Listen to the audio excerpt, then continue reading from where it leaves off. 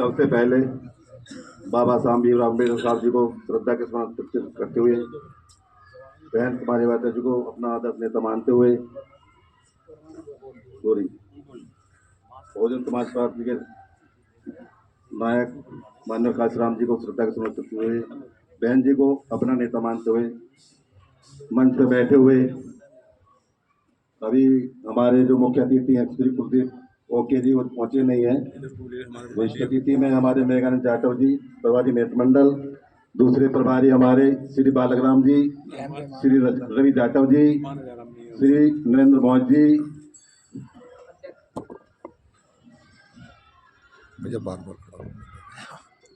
जिला के जिलाध्यक्ष बाबू जी श्री विजय कुमार जी,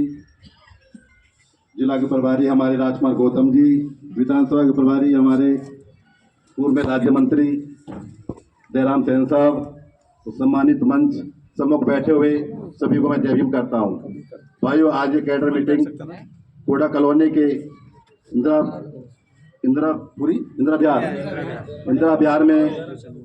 बिहार में आपके जो है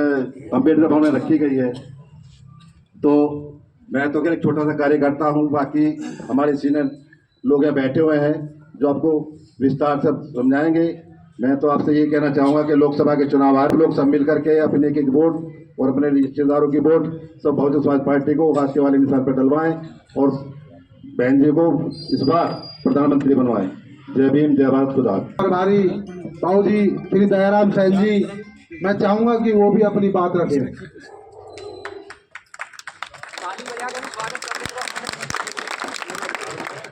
परम पूज्य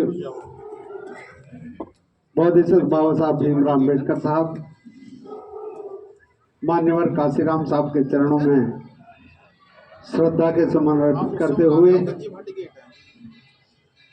उत्तर प्रदेश में 4 बार रही मुख्यमंत्री, बहुजन समाज पार्टी की राष्ट्रीय अध्यक्षा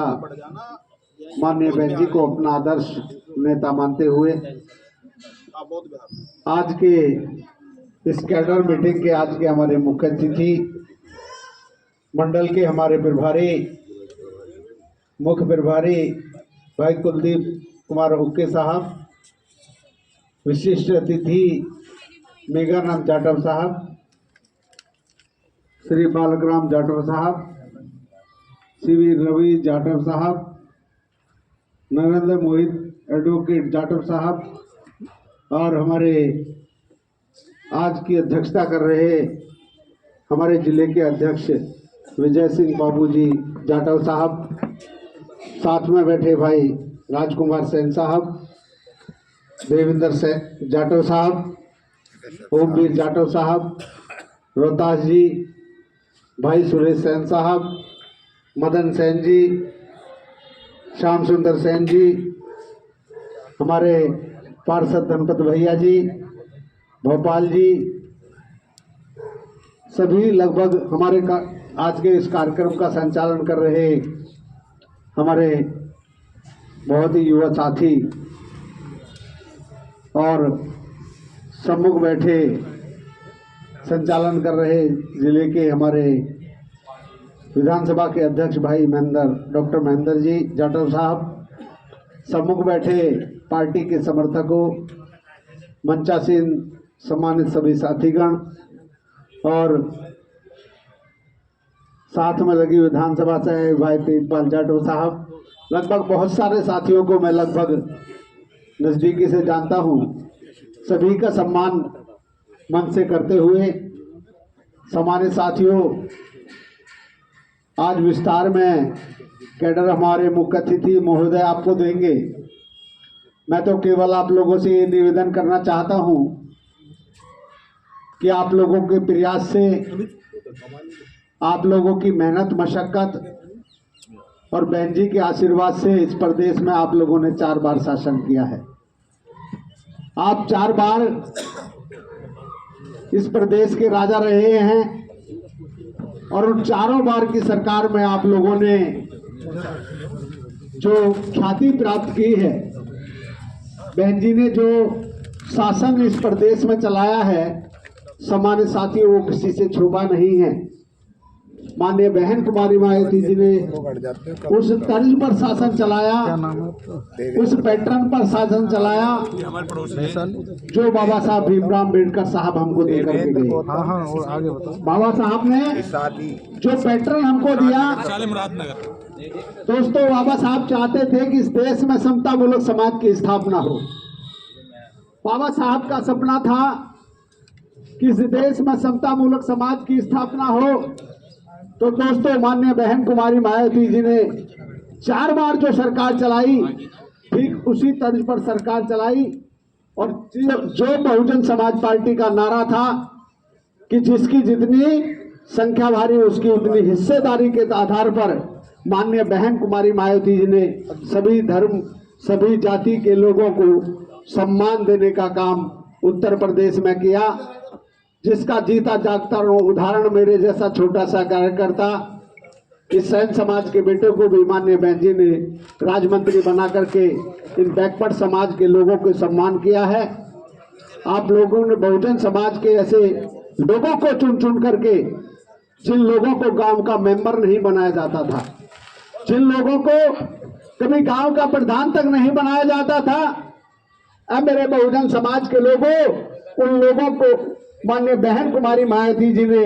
चुन चुन करके उत्तर प्रदेश की सरकार में हिस्सेदारी देने का काम किया है। उन लोगों को, उन जाति के लोगों को बहुजन समाज पार्टी की सरकार में शामिल किया, राजनीतिक हिस्सेदारी दी। इसके अलावा जब से देश आजाद हुआ है किसी दल ने इस तरह का सम्मान समतामूलक समाज की स्थापना के लिए काम नहीं किया। तो दोस्तों मैं तो आप लोगों से कहना चाहता हूं, जो इतना अच्छा शासन माननीय बहन कुमारी मायावती जी ने चलाया, आप लोगों को अच्छी तरह जानकारी है कि उत्तर प्रदेश में जब डीएम और एसएसपी जब कार्यालय में समय से बैठते थे, कार्यकर्ता की बात को सुनते थे, उनकी समस्या का समाधान करते थे। लेकिन दोस्तों आज ऐसा आलम है इस प्रदेश में कि कोई उप मुख्यमंत्री की नहीं सुन रहा, कोई किसी विधायक की नहीं सुन रहा, किसी मंत्री की नहीं सुन रहा। जंगल राज इस प्रदेश में कायम है। मैं तो केवल आप लोगों से ये अपील करना चाहता हूं, अगर आप चाहते हैं कि आप लोगों का शासन दोबारा आए,